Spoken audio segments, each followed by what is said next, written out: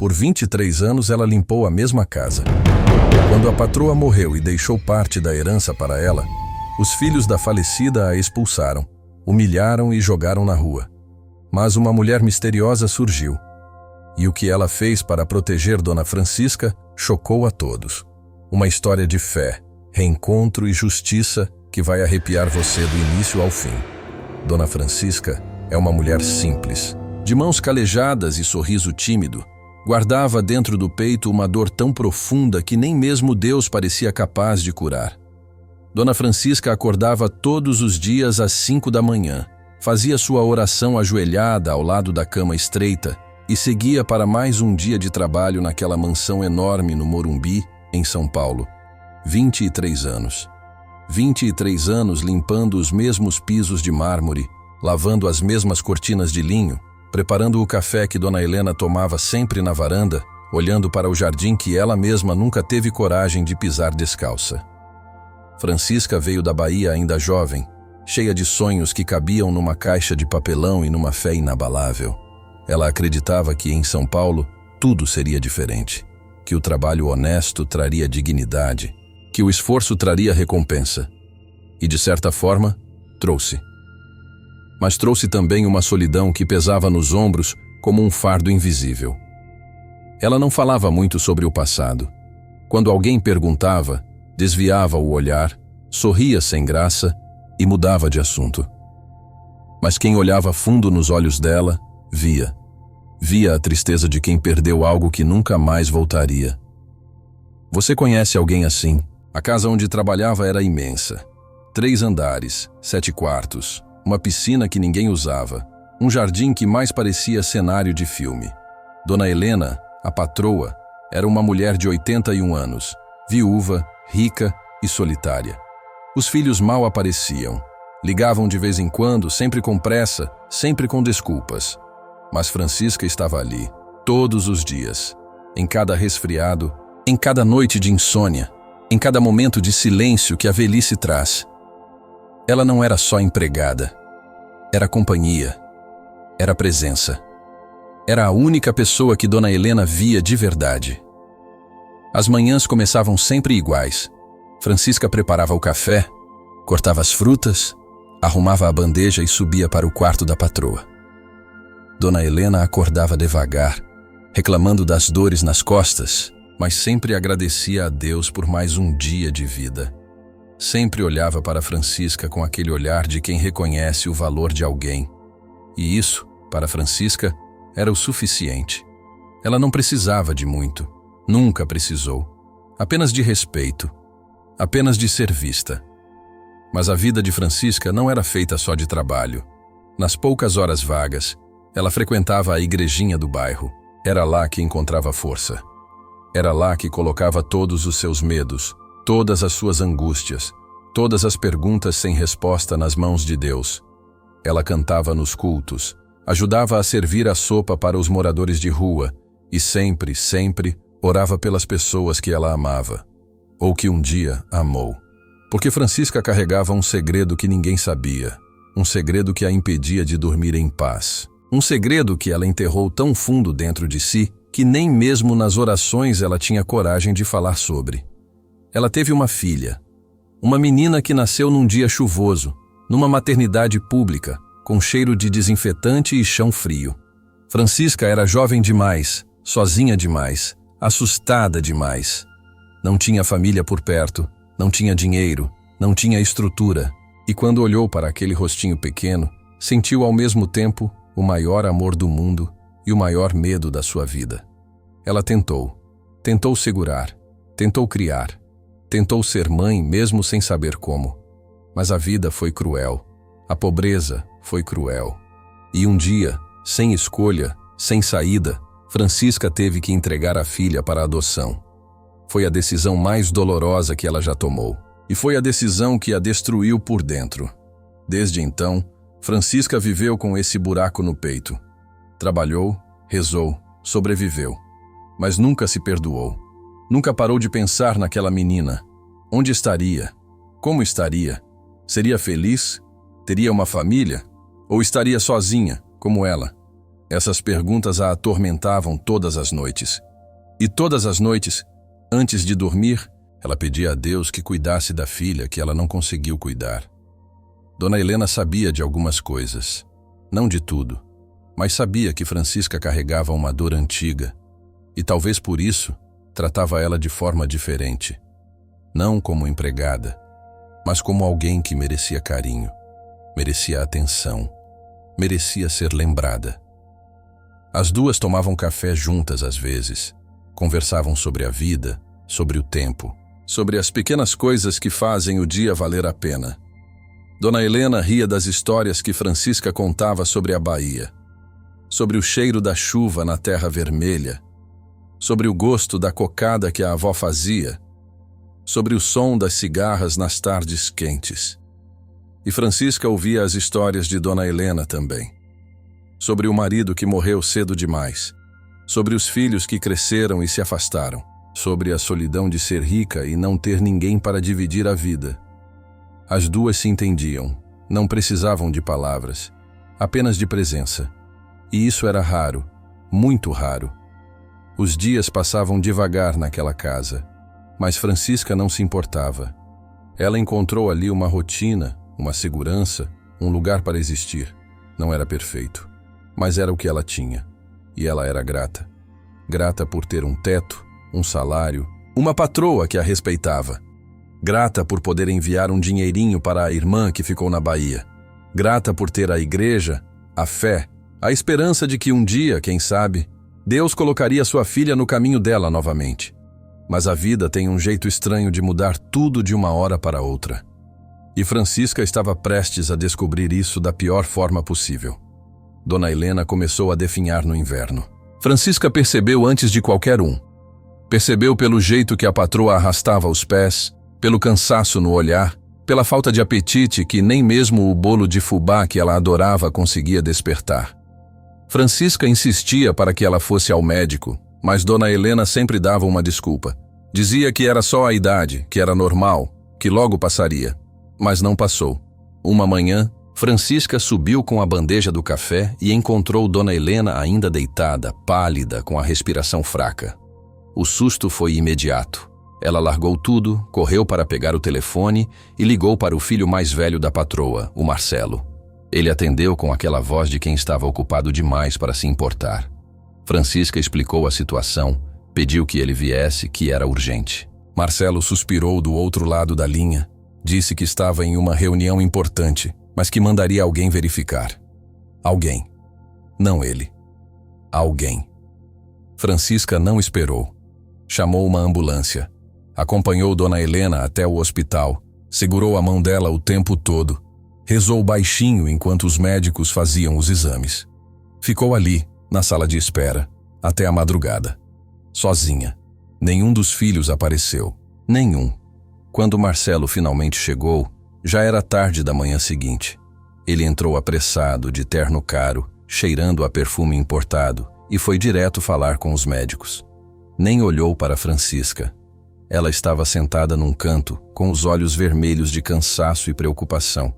Ele passou por ela como se fosse invisível, como sempre foi. Dona Helena ficou internada por uma semana. Os médicos disseram que era o coração, que estava fraco, cansado, que não aguentaria muito mais. Francisca visitava todos os dias. Levava flores, levava palavras de conforto, levava a presença que ninguém mais levava. Dona Helena apertava a mão dela e sussurrava agradecimentos. Dizia que Francisca era a única que realmente se importava. E era verdade. Quando recebeu alta, Dona Helena voltou para casa mais frágil do que nunca. Francisca redobrou os cuidados. Preparava as refeições com ainda mais carinho, ajudava a patroa a tomar banho, a se vestir, a caminhar pelo quarto. E nas tardes, quando o sol entrava pela janela e iluminava a poltrona onde Dona Helena gostava de sentar, as duas conversavam. Conversavam sobre a vida, sobre a morte, sobre o que fica quando a gente vai embora. Foi numa dessas tardes que Dona Helena disse algo que Francisca jamais esqueceria. Ela segurou a mão da empregada, olhou fundo nos olhos dela e disse: Francisca, você é a filha que eu nunca tive de verdade. Francisca sentiu um nó na garganta. Quis dizer algo, mas as palavras não saíram. Apenas apertou a mão da patroa de volta e deixou as lágrimas caírem em silêncio. Poucas semanas depois, numa manhã fria de agosto, Dona Helena não acordou. Francisca subiu com a bandeja do café, como sempre fazia, e encontrou a patroa deitada, serena, com um sorriso leve no rosto. Parecia em paz. Parecia que finalmente tinha descansado. Francisca deixou a bandeja no criado mudo, ajoelhou ao lado da cama e chorou. Chorou por Dona Helena. Chorou por si mesma. Chorou por tudo que a vida tira da gente sem pedir licença. O velório foi marcado para 2 dias depois. Francisca ajudou a organizar tudo. Escolheu as flores que Dona Helena gostava, separou a roupa que ela usaria, limpou a casa para receber as visitas. Mas quase não houve visitas. A casa enorme, que poderia abrigar dezenas de pessoas, recebeu apenas alguns conhecidos distantes, vizinhos curiosos e os 2 filhos de Dona Helena, Marcelo e Renata. Marcelo chegou de carro importado, com a esposa ao lado, toda produzida, de óculos escuros e ar entediado. Renata veio logo depois, com o marido e os 2 filhos adolescentes que mal tiravam os olhos do celular. Nenhum dos 2 chorou. Nenhum dos 2 pareceu realmente triste. Apenas cumpriram o protocolo, deram os pêsames formais e se sentaram na sala principal, conversando baixo entre si. Francisca ficou nos fundos, como sempre ficou. Serviu café, ofereceu água, limpou o que precisava ser limpo. Mas dessa vez, algo estava diferente. Ela sentia os olhares, sentia o desconforto, sabia que algo estava por vir. No dia seguinte, depois do enterro, o advogado de Dona Helena convocou uma reunião para a leitura do testamento. Marcelo e Renata estavam lá, impacientes, olhando constantemente para o relógio. Francisca foi chamada também, o que a surpreendeu. Ela achou estranho, mas obedeceu. Sentou-se num canto, quieta, de mãos cruzadas no colo. O advogado abriu o envelope, ajeitou os óculos e começou a ler. A voz dele era firme, profissional. Ele listou os bens, a casa, as contas bancárias, os investimentos, as joias. E então, leu a parte que fez o sangue de Marcelo e Renata ferver. Dona Helena havia deixado 40% de tudo o que possuía para Dona Francisca. O silêncio que se seguiu foi ensurdecedor. Marcelo levantou da cadeira de um pulo, o rosto vermelho de raiva. Renata arregalou os olhos, incrédula. E Francisca, ela apenas ficou paralisada, sem entender o que estava acontecendo. "Isso é um absurdo!" gritou Marcelo, socando a mesa. "Essa mulher manipulou minha mãe. Isso não pode ser válido." O advogado manteve a calma, explicou que o testamento era legítimo, assinado, testemunhado e registrado, que Dona Helena estava em pleno uso de suas faculdades mentais quando o fez, e que a decisão dela deveria ser respeitada. Mas respeito era a última coisa que Marcelo e Renata tinham em mente. "E você? O que acha dessa situação até aqui?" "Eu quero saber sua opinião." Nos dias que se seguiram à leitura do testamento, a vida de Francisca virou um inferno. Marcelo e Renata não aceitaram a decisão da mãe. Não aceitaram que uma empregada, uma mulher que eles sempre trataram como invisível, ficasse com quase metade da herança que eles consideravam só deles. A raiva consumia os 2. E essa raiva se transformou em algo muito pior: perseguição. Francisca continuou morando na casa, como sempre morou. Tinha um quartinho nos fundos, simples, com uma cama, um guarda-roupa velho e uma imagem de Nossa Senhora na parede. Era ali que ela rezava todas as noites, pedindo força, pedindo proteção, pedindo que Deus a ajudasse a entender o que estava acontecendo. Ela nunca pediu nada, nunca quis nada. Tudo o que Dona Helena deixou para ela foi uma surpresa que agora parecia uma maldição. Marcelo começou a aparecer na casa todos os dias, sempre com aquela postura arrogante, sempre com aquele olhar de desprezo. Ele entrava sem bater, vasculhava os cômodos, mexia nas coisas como se estivesse procurando provas de algo. E quando via Francisca, destilava veneno. Dizia que ela tinha enganado a mãe dele, que tinha se aproveitado de uma velha doente, que era uma oportunista, uma golpista, uma sem-vergonha. Francisca tentava se defender. Tentava explicar que nunca pediu nada, que Dona Helena fez aquilo por vontade própria, que ela só cuidou da patroa com carinho e respeito. Mas Marcelo não queria ouvir. Ele interrompia, gritava, apontava o dedo na cara dela. E Francisca, humilde como sempre foi, abaixava a cabeça e engolia o choro. Mas por dentro, ela tremia. Tremia de medo, de tristeza, de injustiça. Renata não era diferente. Ela chegava com a desculpa de organizar as coisas da mãe, mas na verdade estava ali para intimidar. Olhava Francisca de cima a baixo, com nojo, com desprezo. Fazia comentários maldosos, insinuações cruéis. Dizia que Francisca deveria ter vergonha na cara, que deveria desistir da herança e sumir dali antes que as coisas piorassem. E quando Francisca perguntava o que ela queria dizer com piorar, Renata apenas sorria. Um sorriso frio, calculista, assustador. As ameaças começaram sutis. Recados deixados em cima da cama de Francisca. Bilhetes escritos à mão, com frases como: "Você não merece nada disso. Suma daqui enquanto pode. Isso não vai ficar assim." Francisca levava os bilhetes para a igreja, mostrava para o pastor, pedia conselho. Ele dizia que ela deveria procurar a polícia, que aquilo era intimidação, que ela tinha direitos. Mas Francisca tinha medo. Medo de piorar tudo. Medo de perder o pouco que tinha. Medo de ficar completamente sozinha. E então, as coisas realmente pioraram. Numa noite, Francisca estava no quartinho dela, rezando antes de dormir, quando ouviu barulho na sala. Vozes altas, passos pesados. Ela se levantou, ainda de camisola, e foi ver o que estava acontecendo. Quando chegou na sala, encontrou Marcelo e 2 homens que ela nunca tinha visto. Homens grandes, de cara fechada, que olhavam para ela como se fosse lixo. "O que está acontecendo?" perguntou Francisca, a voz trêmula. "Você vai sair dessa casa. Agora", disse Marcelo frio, sem emoção. "Mas eu moro aqui, a Dona Helena." "Minha mãe morreu", berrou Marcelo. "E essa casa é minha. Você não tem mais nada para fazer aqui." Francisca tentou argumentar, tentou dizer que o testamento dava direito a ela também, que ela precisava de um tempo para se organizar. Mas Marcelo não estava interessado em conversa. Ele fez um sinal para os 2 homens e eles avançaram. Agarraram Francisca pelos braços, a arrastaram até o quartinho dela e começaram a jogar suas coisas em sacolas de lixo.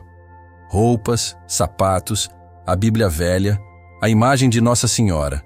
Tudo foi jogado sem cuidado, sem respeito. Francisca gritava, chorava, implorava. "Por favor, não façam isso. Eu não tenho para onde ir. Por favor." Mas ninguém a ouvia. Ninguém se importava. Marcelo estava na porta, de braços cruzados, assistindo tudo com um sorriso de satisfação no rosto. Quando terminaram de esvaziar o quarto, os homens arrastaram Francisca até a porta da frente. Ela estava descalça, de camisola, com apenas uma sacola nas mãos. Jogaram a sacola na calçada, junto com ela. E Marcelo, antes de fechar a porta, disse: "Se aparecer aqui de novo, você vai se arrepender." A porta bateu, e Francisca ficou ali, sozinha, na calçada fria de uma noite de agosto, sem entender como a vida tinha desmoronado tão rápido. Ela olhou para cima, para o céu estrelado e perguntou: "Por que, Deus? Por quê?" Não houve resposta.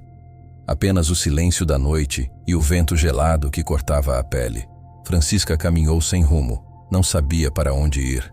Não tinha amigos próximos, não tinha família em São Paulo. A única coisa que tinha era a fé. Então, caminhou até a igreja. Quando chegou lá, o portão estava fechado. Ela se sentou na escadaria, abraçou a sacola e chorou. Chorou até não ter mais lágrimas. Chorou até o corpo doer. Chorou até a exaustão tomar conta e o sono vir, pesado, inevitável. Dormiu ali, na escadaria da igreja, como tantos outros que a vida jogou para o lado. E pela primeira vez em muitos anos, Francisca pensou em desistir. Desistir da herança, desistir da luta, desistir de tudo, porque às vezes a dor é tanta que a gente não vê mais motivo para continuar. Mas Deus, do jeito misterioso que só Ele sabe agir, já estava preparando algo que Francisca jamais imaginaria. Os dias que se seguiram foram os mais duros da vida de Francisca. Ela perambulou pelas ruas de São Paulo como um fantasma. De dia procurava abrigos, filas de comida, qualquer lugar que oferecesse um prato quente e um pouco de sombra. De noite, dormia onde conseguia. Bancos de praça, marquises de lojas fechadas, debaixo de viadutos.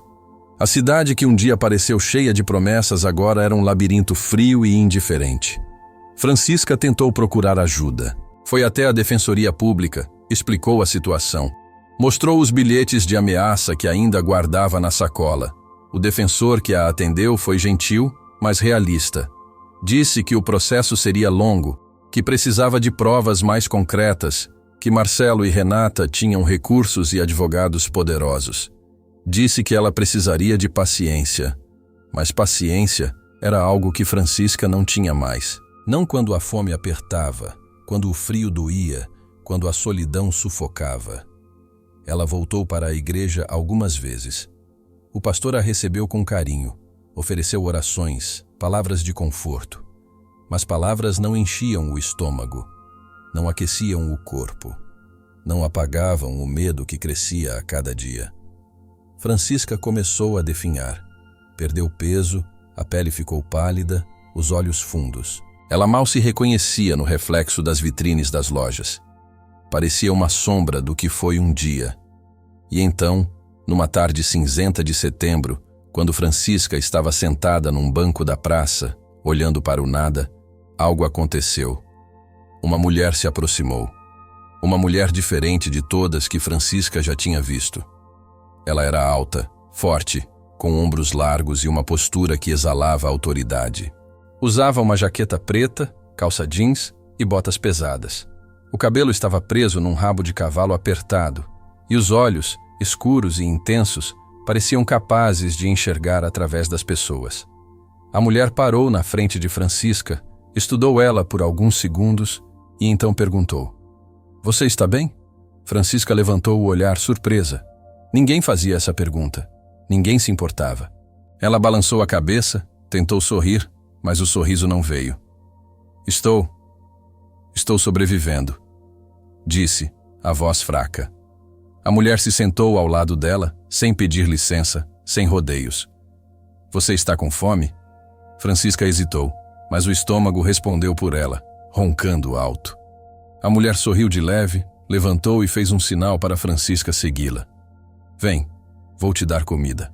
Francisca não sabia se devia confiar, mas também não tinha nada a perder. Levantou, pegou a sacola e seguiu a mulher até um pequeno restaurante popular ali perto. A mulher pediu 2 pratos de comida e sentou na frente de Francisca. "Come", disse, simples assim. Francisca comeu devagar, como quem tinha esquecido o gosto da comida de verdade. Cada garfada era uma bênção. E a mulher apenas observava, em silêncio, com aquele olhar que parecia guardar 1000 histórias. Quando Francisca terminou, agradeceu, emocionada. "Muito obrigada, minha filha. Deus abençoe você." A mulher ficou imóvel por um instante, como se aquela palavra, filha, tivesse atingido algum lugar profundo dentro dela. Mas ela não disse nada. Apenas assentiu e perguntou: "O que aconteceu com você?" E Francisca, talvez pela primeira vez desde que tudo começou, contou. Contou sobre Dona Helena, sobre o testamento, sobre Marcelo e Renata, sobre a expulsão, sobre as ruas. Contou tudo, com lágrimas escorrendo pelo rosto, com a voz embargada, com a dor de quem não aguenta mais carregar tanto sozinha. A mulher ouviu tudo sem interromper. E quando Francisca terminou, ela perguntou, a voz firme e controlada: "E você vai desistir?" Francisca limpou as lágrimas cansada. "Eu não sei mais o que fazer. Eu só quero paz. Só quero viver." A mulher se inclinou para a frente, os olhos fixos nos de Francisca. "Paz você vai ter, mas não desistindo. Desistindo eles ganham. E gente como eles não pode ganhar." Francisca franziu a testa confusa. "Mas quem é você? Por que está me ajudando?" A mulher ficou em silêncio por um longo momento. Então respirou fundo e disse: porque eu sei o que é não ter ninguém. Sei o que é o abandono, e eu não vou deixar você sozinha. Nos dias seguintes, a mulher voltou. Sempre aparecia de repente, trazia comida, trazia cobertores, trazia remédios quando Francisca tossia demais. Ela não falava muito sobre si mesma, mas Francisca percebeu algumas coisas. Percebeu as cicatrizes nas mãos da mulher. Percebeu o jeito militar de andar, de falar, de agir. Percebeu que ela não tinha medo de nada. A mulher, que disse que se chamava Joana, começou a investigar por conta própria. Ela seguiu Marcelo e Renata, anotou os lugares que frequentavam, as pessoas com quem falavam. Ela era meticulosa, silenciosa, eficiente. E Francisca, mesmo sem entender completamente, sentia que algo estava mudando. Que aquela mulher não era apenas uma desconhecida bondosa, que havia algo mais. Uma noite, Joana levou Francisca para um pequeno hotel barato. Pagou 1 semana de estadia e disse: você vai ficar aqui, vai tomar banho, vai dormir numa cama de verdade. E eu vou resolver isso. Resolver como? Perguntou Francisca, assustada. Joana sorriu, mas era um sorriso sem alegria. Um sorriso de quem já viu o pior da vida e aprendeu a sobreviver. Do meu jeito. E antes que Francisca pudesse perguntar mais alguma coisa, Joana saiu, deixando apenas o silêncio e uma sensação estranha no ar. Uma sensação de que a tempestade estava apenas começando. Se você chegou até aqui, estou muito agradecido. Se inscreva em nosso canal e fique comigo, porque o melhor ainda está por vir. Marcelo estava saindo de um restaurante caro no Itaim Bibi, rindo alto com os amigos, quando percebeu que estava sendo seguido.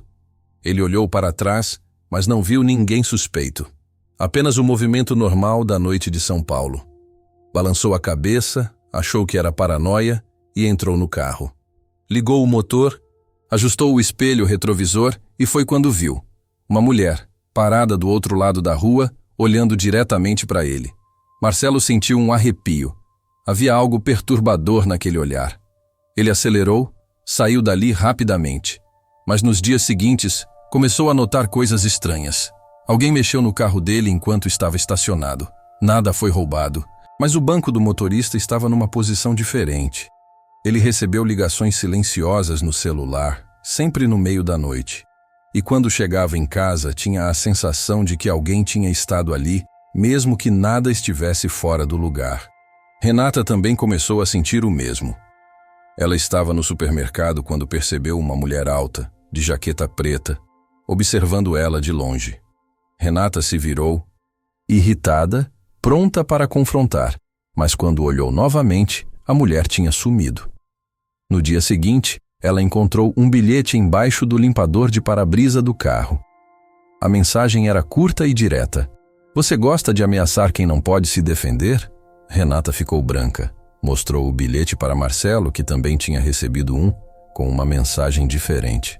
Cuidado, tudo que você fez volta. Os dois se reuniram na casa que antes era de Dona Helena, nervosos, tentando entender o que estava acontecendo. Marcelo ligou para o advogado, pediu para aumentar a segurança, pensou em câmeras, em alarmes, mas Renata estava mais preocupada com outra coisa. Quem é essa mulher? Será que é alguém que a Francisca contratou? Marcelo deu risada, debochado. Contratar. Aquela miserável não tem dinheiro nem para comer. Deve ser só alguém querendo nos assustar. Isso passa. Mas não passou. Joana era paciente. Ela não agia por impulso, agia por estratégia. Tinha aprendido isso no exército, tinha aperfeiçoado isso no BOPE. Sabia como rastrear, como pressionar, como criar medo. E Marcelo e Renata estavam começando a sentir esse medo. Ela não precisava fazer muito. Apenas aparecer nos lugares certos, nos momentos certos. Apenas deixar rastros. Apenas mostrar que estava ali, observando, esperando. Francisca não sabia de nada disso. Joana a mantinha protegida, longe de tudo. Ela continuava no hotel, recuperando as forças, comendo direito, dormindo em segurança. E todas as noites, Joana aparecia, trazia notícias, trazia esperança. Eles estão nervosos, dizia. Estão com medo. E gente com medo comete erros. Mas Francisca se preocupava. Joana, por favor, não faça nada que você vá se arrepender. Eu não quero que você se meta em problema por minha causa.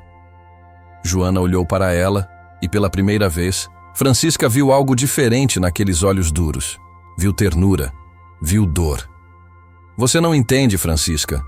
Isso não é só por você. Isso é por mim também.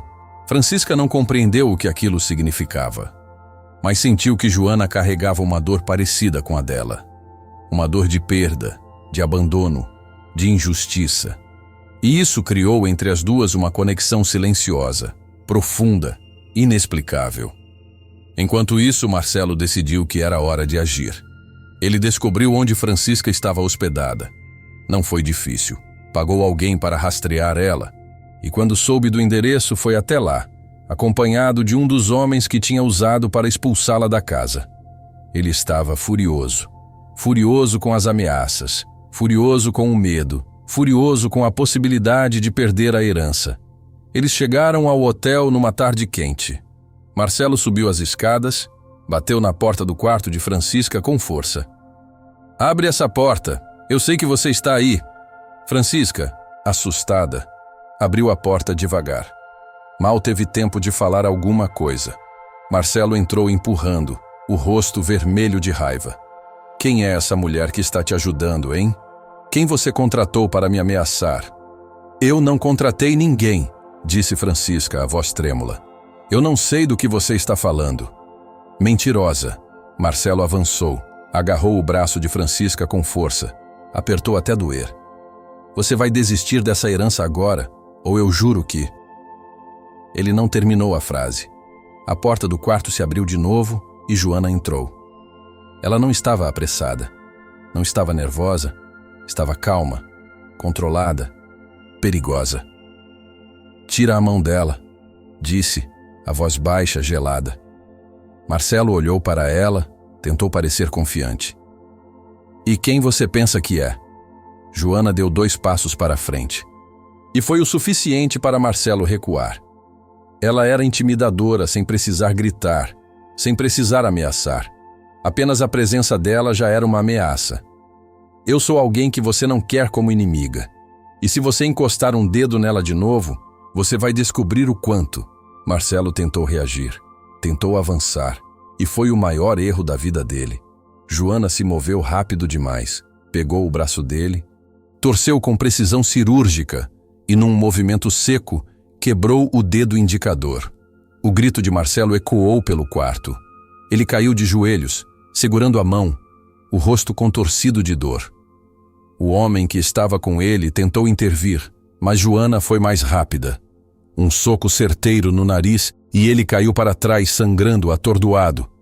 Joana se abaixou na frente de Marcelo, olhou ele nos olhos. "Essa foi só um aviso. Se você ou sua irmã encostarem nela de novo, eu volto. E da próxima vez, não vai ser só um dedo." Marcelo tremia, gemendo de dor. Joana levantou, pegou Francisca pelo braço com cuidado e disse: "Vamos sair daqui." Francisca estava em choque, sem conseguir processar o que tinha acabado de ver. Mas obedeceu. As duas saíram do hotel, deixando Marcelo e o comparsa no chão, derrotados, humilhados. E naquele momento, Francisca soube. Soube que Joana não era uma mulher comum. E soube que, de alguma forma, o destino tinha colocado ela ali por uma razão que ainda não estava completamente clara, mas que estava prestes a ser revelada. Joana levou Francisca para um lugar seguro. Um apartamento pequeno, simples, num bairro operário na zona leste de São Paulo. O prédio era velho, com paredes descascadas e escadas rangentes, mas era limpo e silencioso. Francisca entrou, ainda tremendo do que tinha visto Joana fazer com Marcelo. Ela se sentou no sofá gasto, abraçou a si mesma e finalmente perguntou o que não conseguia mais segurar. "Joana, quem é você de verdade?" Joana estava na cozinha preparando um chá. Ela parou, as mãos firmes segurando a chaleira, e ficou em silêncio por um longo momento. O vapor subia da chaleira, embaçando o vidro da janela.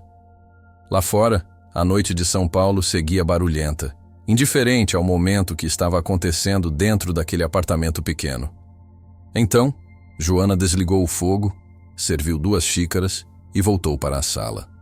Sentou-se ao lado de Francisca, entregou uma xícara para ela e respirou fundo, como quem se prepara para revelar um segredo guardado por toda uma vida. Eu sou sargento do BOP, Batalhão de Operações Policiais Especiais no Rio de Janeiro, disse, a voz controlada, mas carregada de peso. Passei 10 anos na tropa. Vi coisas que ninguém deveria ver. Entrei em favelas onde a guerra nunca acaba. Vi crianças morrendo por balas perdidas. Vi colegas sendo enterrados com honras militares. Fiz coisas que ninguém deveria ter que fazer para sobreviver. Mas aprendi a não ter medo. Aprendi a proteger quem não pode se proteger. E aprendi que nesse mundo, quem não se defende, morre ou é esquecido. Francisca ouvia, os olhos arregalados, assustada e fascinada ao mesmo tempo. Joana continuou, a voz agora mais baixa, mais pessoal. Eu cresci nas ruas, Francisca. Fui criada em orfanatos superlotados, abrigos onde o carinho era artigo raro, casas de passagem onde ninguém ficava tempo suficiente para criar laços. Nunca tive mãe, nunca tive pai, nunca tive ninguém que olhasse para mim e dissesse, você importa. Eu era apenas mais uma criança perdida num sistema que não consegue cuidar de todas. Quando fiz 18 anos, entrei para o exército porque era a única saída que eu tinha. Não tinha dinheiro para a faculdade, não tinha família para me apoiar, não tinha perspectiva. Mas no exército, eu encontrei algo. Encontrei um propósito. Encontrei disciplina, ordem, uma razão para acordar todo dia. Encontrei uma família, mesmo que fosse uma família de guerra, de camaradagem forjada no perigo. Francisca sentia as lágrimas escorrendo pelo rosto, mas não as limpava. As palavras de Joana a cortavam como lâminas, porque em cada frase ela ouvia o eco da própria culpa.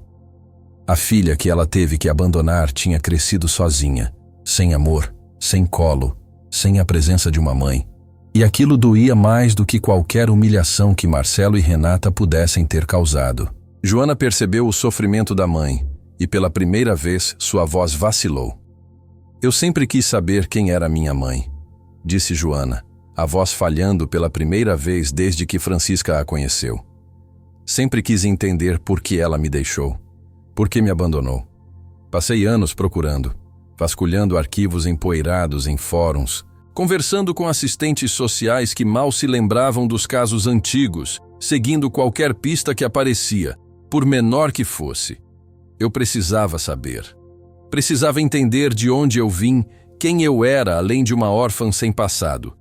E há 3 meses, depois de tanto procurar, eu finalmente descobri. Francisca arregalou os olhos, o coração disparado, as mãos tremendo ao redor da xícara de chá. Descobriu o quê?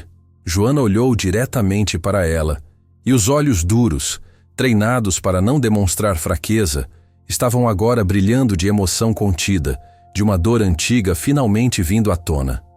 Descobri que minha mãe se chamava Francisca Maria dos Santos, que ela nasceu num povoado pequeno da Bahia, onde todo mundo se conhecia, que veio para São Paulo ainda muito jovem, grávida e completamente sozinha, sem dinheiro, sem família por perto, sem ter ideia do que fazer, que teve uma filha num hospital público em 1995, numa madrugada chuvosa, e que não conseguiu criar essa filha, não porque não amasse, mas porque não tinha como. O mundo de Francisca parou. O chá derramou da xícara, manchando sua saia, mas ela nem notou. Suas mãos tremiam violentamente. Sua respiração estava presa na garganta. Seu corpo inteiro congelou. Não pode ser. Por favor, Deus. Joana pegou a mão de Francisca, apertou com força, com urgência, como se quisesse passar toda a certeza que sentia. Eu sou sua filha, mãe. Eu sou aquela menina que você teve que entregar no hospital porque não tinha escolha. Eu sou a filha que você carregou no ventre, que você viu nascer, que você segurou nos braços só uma vez antes de ter que deixar ir. Eu sou a filha que você nunca parou de procurar nas orações, nos sonhos, nas noites em que chorava sozinha. Francisca desmoronou. Ela caiu nos braços de Joana e chorou como nunca tinha chorado na vida. Não era um choro silencioso, contido. Era um choro de alma partida, de dor antiga finalmente encontrando vazão, de culpa sendo lavada, de amor reprimido explodindo. Chorou pela dor de todos esses anos carregando o peso da separação, pela culpa que a corroeu por dentro dia após dia, pelo vazio que nunca foi preenchido, pela sensação de ter falhado como mãe. E Joana, pela primeira vez desde que se tornara uma mulher endurecida pela vida, uma soldado treinada para não demonstrar fraqueza, também chorou. Chorou pela infância roubada, pela mãe que nunca conheceu, pelas noites em que acordava nos abrigos perguntando por que ninguém a queria, pelo amor que foi arrancado delas antes mesmo de ter chance de existir. As duas ficaram ali, abraçadas no sofá velho daquele apartamento simples, chorando juntas, segurando uma a outra, como se quisessem recuperar cada abraço perdido, cada palavra não dita, cada momento roubado. E enquanto choravam, algo dentro delas começou a se curar. Não completamente, não de uma vez, mas aos poucos, as feridas de quase 30 anos começaram a fechar. Quando finalmente se acalmaram, os olhos vermelhos e inchados, a respiração ainda entrecortada, Francisca segurou o rosto de Joana com as duas mãos trêmulas, olhou para cada detalhe daquele rosto forte, daqueles olhos intensos, daquela filha que tinha se tornado uma mulher incrível sem ela. Eu sinto muito, minha filha. Eu sinto tanto. Se eu pudesse voltar no tempo, se eu pudesse ter feito diferente... Não, disse Joana firme, segurando os pulsos da mãe com cuidado. Você não tem que pedir desculpas. Você fez o que tinha que fazer. Você era jovem demais, sozinha demais, assustada demais. Não tinha família, não tinha dinheiro, não tinha estrutura. Você tomou a decisão mais difícil que uma mãe pode tomar porque achava que era o melhor para mim. E sabe de uma coisa? Foi, porque se você tivesse tentado me criar naquela situação, a gente provavelmente teria morrido de fome. Eu entendo agora. Levei anos para entender, mas agora eu entendo. Francisca abraçou a filha de novo, apertou como se quisesse compensar todos os abraços que não pôde dar quando ela era criança. Eu rezei tanto por você. Todas as noites eu pedia para Deus cuidar de você, proteger você, fazer você feliz mesmo sem mim. Joana sorriu. Um sorriso verdadeiro, cheio de ternura. Talvez ele tenha ouvido. Ou talvez a gente só precisava se encontrar. Naquela noite, as duas conversaram até de madrugada. Francisca contou sobre a Bahia, sobre a família que deixou para trás, sobre os sonhos que teve e os que perdeu. Joana contou sobre os orfanatos, sobre o exército, sobre as missões no BOPE, sobre as vezes que quase morreu e as vezes que teve que matar para sobreviver. Eram duas vidas completamente diferentes, mas que agora finalmente se encontravam. E Francisca, pela primeira vez em décadas, sentiu que a vida valia a pena de novo. Mas a luta ainda não tinha acabado. Marcelo e Renata não iam desistir fácil. E Joana sabia disso. Ela sabia que precisava terminar o que começou. Não só pela herança, mas pela dignidade da mãe que finalmente tinha encontrado. Marcelo saiu do hospital com o dedo engessado e o orgulho ainda mais ferido do que o osso quebrado.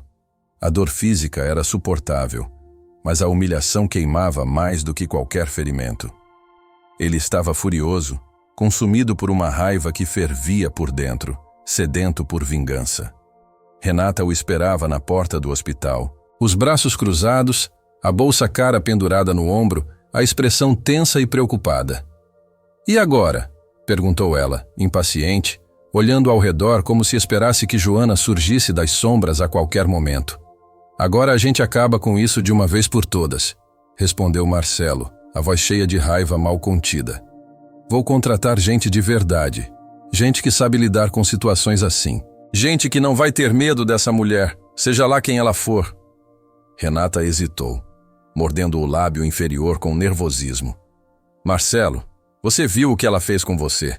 Ela quebrou seu dedo como se fosse um graveto, com uma facilidade assustadora, e nem sequer pareceu se importar. Você acha mesmo que é boa ideia provocar alguém assim? Alguém que claramente tem treinamento militar ou algo do tipo?" Marcelo olhou para a irmã com desdém, o maxilar travado. Eu não vou provocar, Renata. Eu vou destruir ela e aquela miserável da Francisca de uma vez. Chega de jogar limpo. Se elas querem guerra, vão ter guerra. Mas o que Marcelo não sabia, o que ele não podia nem imaginar, era que Joana já estava 3 passos à frente dele. Enquanto ele planejava sua vingança no hospital, Joana estava trabalhando silenciosamente, meticulosamente, usando todos os contatos que construiu ao longo de uma década servindo o país. Ela tinha amigos na polícia, conhecidos no exército, informantes nas ruas que deviam favores a ela. E ela ativou todos eles. Joana montou um dossiê completo sobre Marcelo e Renata. Investigou cada detalhe de suas vidas, seguiu cada transação financeira suspeita, rastreou cada conta bancária, cada propriedade, cada negócio. E o que descobriu não foi surpreendente, mas foi devastador. Marcelo e Renata não eram apenas gananciosos. Eram criminosos disfarçados de empresários respeitáveis. Ela descobriu esquemas de sonegação fiscal que duravam anos, faturas falsas criadas para desviar dinheiro de empresas públicas, propinas pagas a funcionários do governo para conseguir contratos milionários, contas secretas em paraísos fiscais onde escondiam fortunas roubadas. Tinha tudo documentado: extratos bancários, e-mails comprometedores, gravações de conversas, recibos assinados. Era material suficiente para colocar os dois atrás das grades por uma década ou mais. Joana mostrou tudo para Francisca uma noite, espalhando os documentos sobre a mesa pequena do apartamento. Olha isso, mãe. Essa gente não é santa. Eles roubaram do povo, mentiram, trapacearam, enganaram. Construíram uma fortuna em cima de corrupção. E agora querem roubar você também.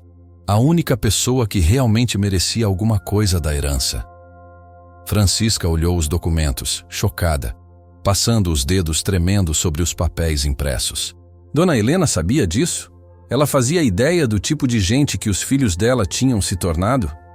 Provavelmente não, disse Joana, a mandíbula apertada de raiva contida.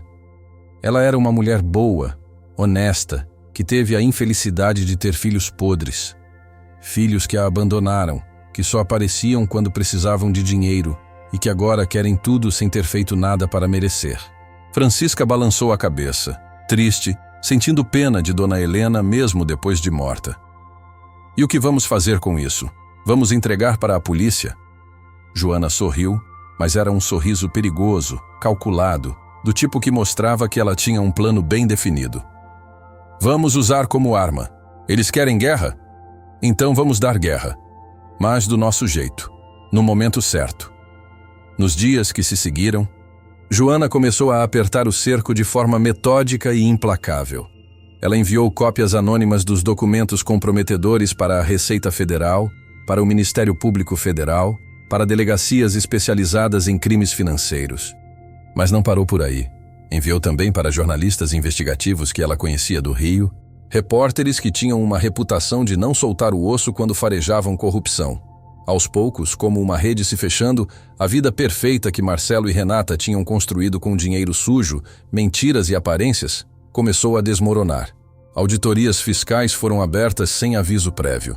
Investigações criminais foram iniciadas com base nos documentos anônimos. Repórteres começaram a fazer ligações, a fazer perguntas incômodas, a pressionar por respostas. E o pânico tomou conta dos dois irmãos, como uma doença que se espalha rápido. Marcelo ligou para Renata numa manhã, a voz trêmula, desesperada. Alguém vazou nossos documentos.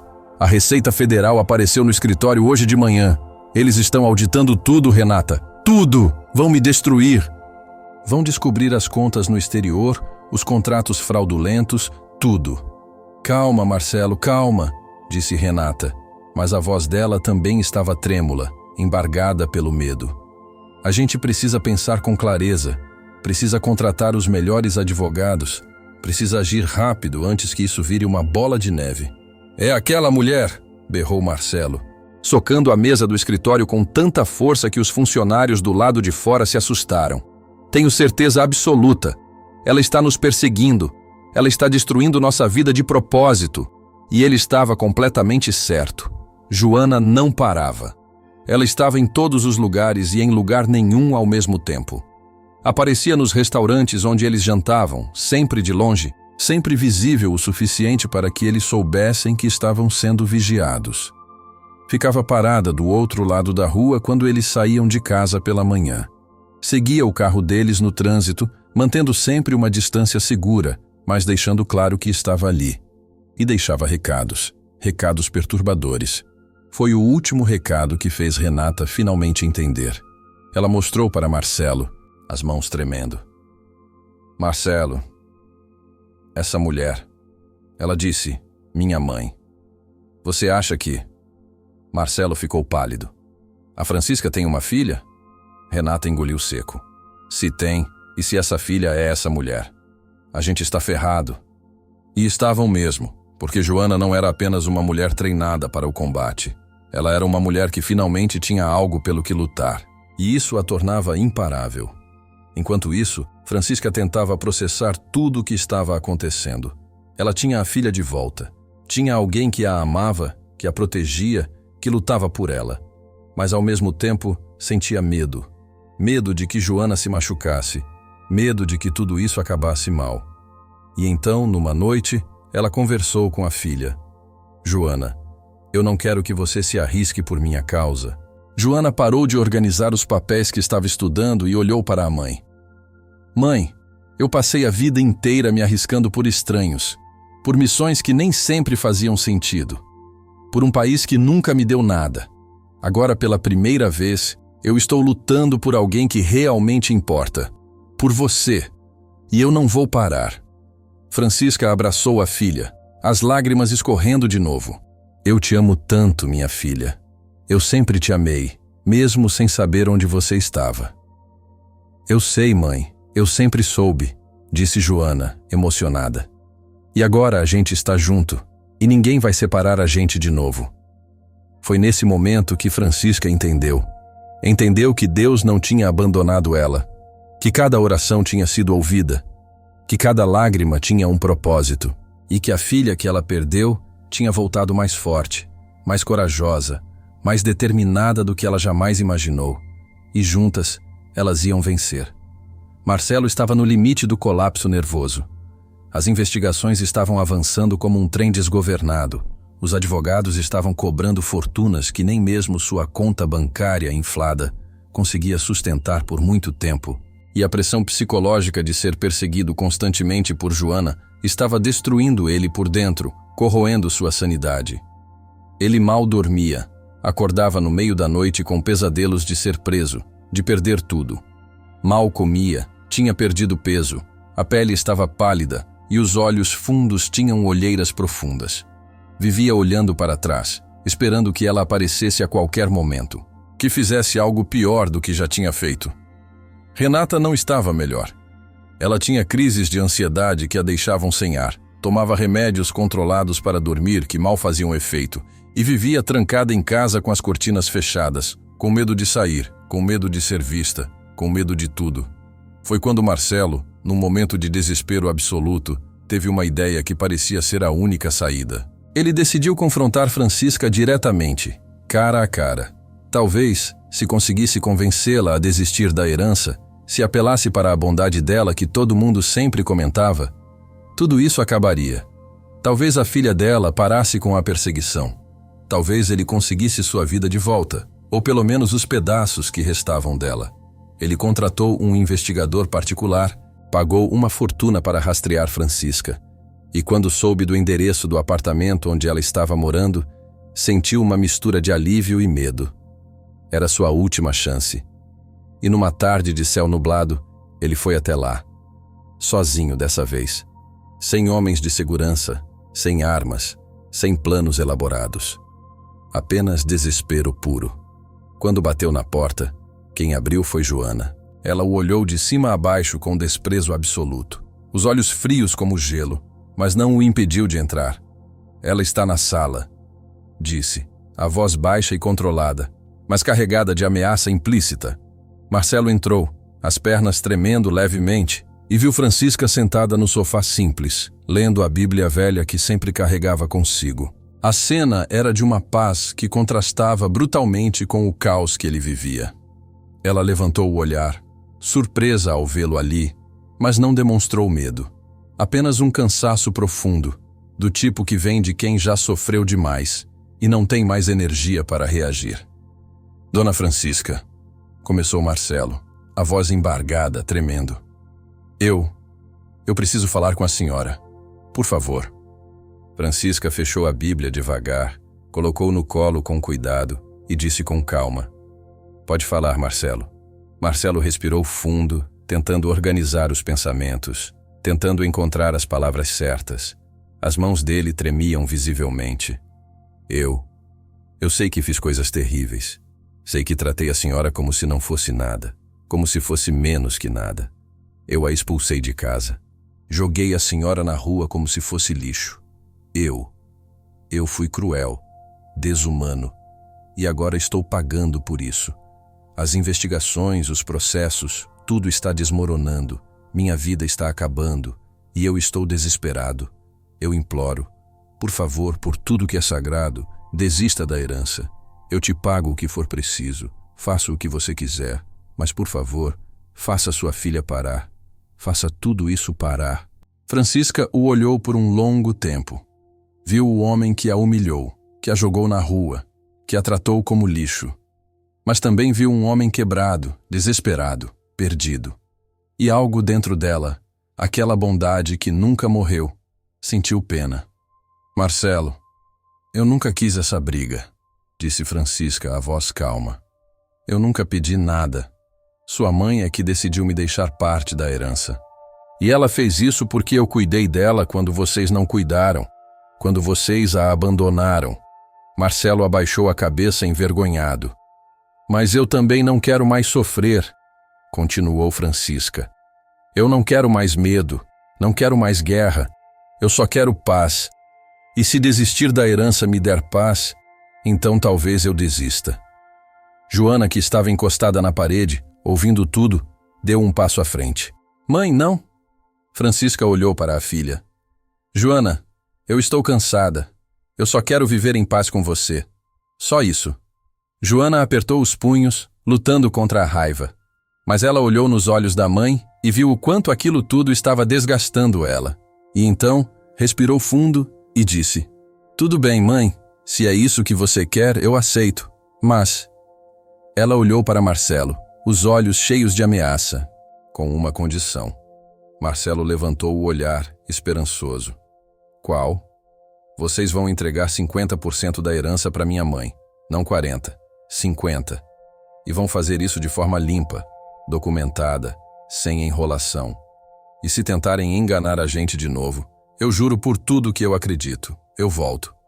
E da próxima vez, não vai ser só um dedo quebrado. Marcelo engoliu seco, mas concordou. Ele estava tão desesperado que teria concordado com qualquer coisa. E mais uma coisa, disse Joana, dando mais um passo em direção a ele. Vocês vão pedir desculpas, de verdade, olhando nos olhos dela. Marcelo hesitou, mas então olhou para Francisca. E pela primeira vez desde que tudo começou, ele realmente a viu. Viu a mulher que cuidou da mãe dele durante anos, que nunca pediu nada em troca, que foi humilhada e destruída por causa da ganância dele. E sentiu vergonha. Vergonha de verdade. Dona Francisca, eu sinto muito, disse ele, a voz baixa. Eu sinto muito por tudo que eu fiz. A senhora não merecia isso. Renata, que Joana tinha convocado para estar presente, também estava ali. Ela tinha resistido, mas diante da pressão de Joana e do desespero do irmão, acabou cedendo. Ela se aproximou, os olhos baixos, e sussurrou.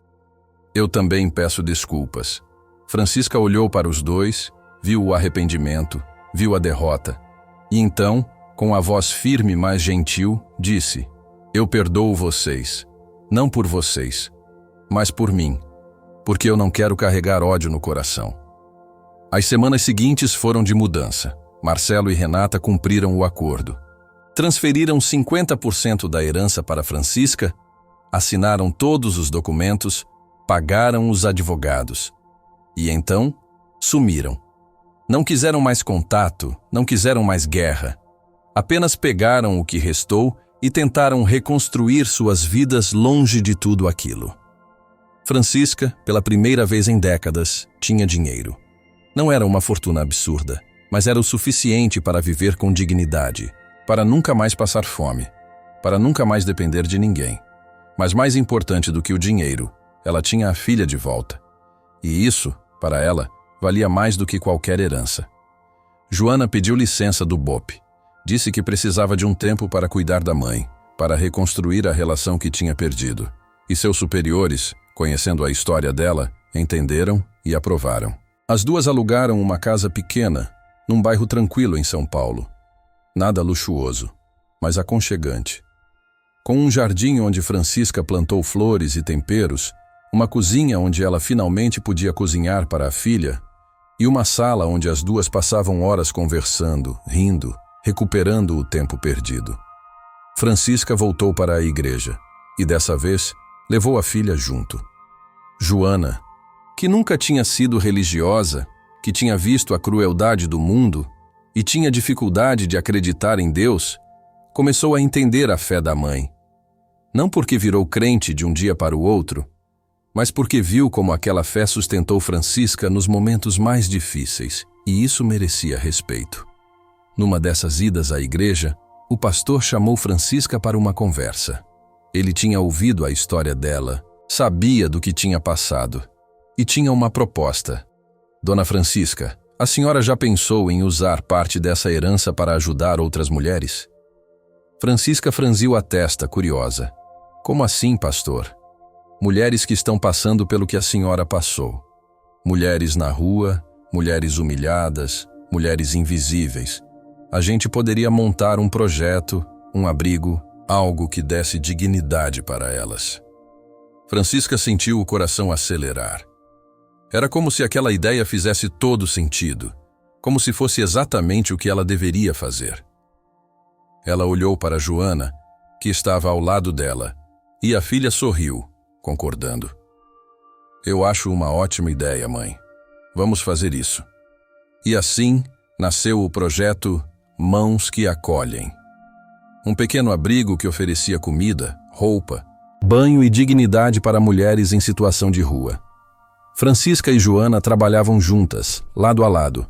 Francisca com o carinho e a empatia que sempre teve, e Joana com a organização e a eficiência que aprendeu no exército. O abrigo começou pequeno, mas cresceu rápido. Histórias de mulheres que foram resgatadas da rua, que encontraram emprego, que reconstruíram suas vidas, começaram a circular. E a cada história, Francisca sentia que a dor que carregou por tantos anos estava finalmente ganhando um propósito. Uma dessas mulheres era Sandra, uma senhora de 60 anos que tinha sido despejada pelos filhos depois que o marido morreu. Ela chegou no abrigo destruída, sem esperança. Mas Francisca a acolheu, conversou com ela, dividiu sua própria história. E Sandra, ao ouvir que Francisca também tinha sido jogada na rua, que também tinha sido humilhada, sentiu que não estava sozinha. A senhora me deu esperança, dona Francisca, disse Sandra chorando. A senhora me mostrou que ainda dá para recomeçar. Francisca abraçou Sandra, emocionada. Sempre dá, minha filha, sempre dá. E enquanto Francisca cuidava das mulheres, Joana cuidava da segurança. Ela sabia que muitas delas fugiam de maridos violentos, de famílias abusivas, de situações de perigo. Então, ela usou seus contatos para garantir que o abrigo fosse protegido. E nenhum homem que tentasse causar problema ali conseguia passar por Joana. Certa vez, um ex-marido agressivo tentou invadir o abrigo para levar a mulher à força. Joana o interceptou na porta, bloqueou a entrada e disse, com aquela voz firme que não admitia questionamento: "Você dá meia volta e sai daqui, ou eu te faço sair." O homem, bêbado e furioso, tentou avançar. Joana não hesitou. Num movimento rápido, o imobilizou, o colocou no chão e ligou para a polícia. Quando os policiais chegaram, o homem foi preso por tentativa de invasão e ameaça. E a mulher que ele perseguia finalmente pôde respirar aliviada. Francisca viu tudo de longe e sorriu, orgulhosa. Essa é minha filha, pensou. Forte, corajosa, protetora. E Joana, ao olhar para a mãe ajudando aquelas mulheres, também sentiu orgulho.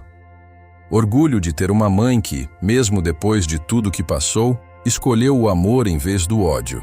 Escolheu ajudar em vez de se vingar. As duas, juntas, estavam fazendo a diferença. E isso valia mais do que qualquer herança, mais do que qualquer dinheiro, mais do que qualquer coisa que o mundo pudesse oferecer. Histórias como essa nos lembram o quanto a vida pode surpreender. Como Deus age de formas misteriosas, colocando pessoas no nosso caminho exatamente quando mais precisamos. Francisca perdeu anos com a filha, mas ganhou a chance de recuperar o tempo perdido. E Joana, que cresceu sem mãe, finalmente encontrou a origem do amor que sempre procurou. Se você gostou dessa história, inscreva-se no canal e compartilhe, para que mais pessoas conheçam essa história de fé, reencontro e justiça. E lembre-se, nunca subestime o poder de uma mãe, e muito menos o poder de uma filha determinada a protegê-la.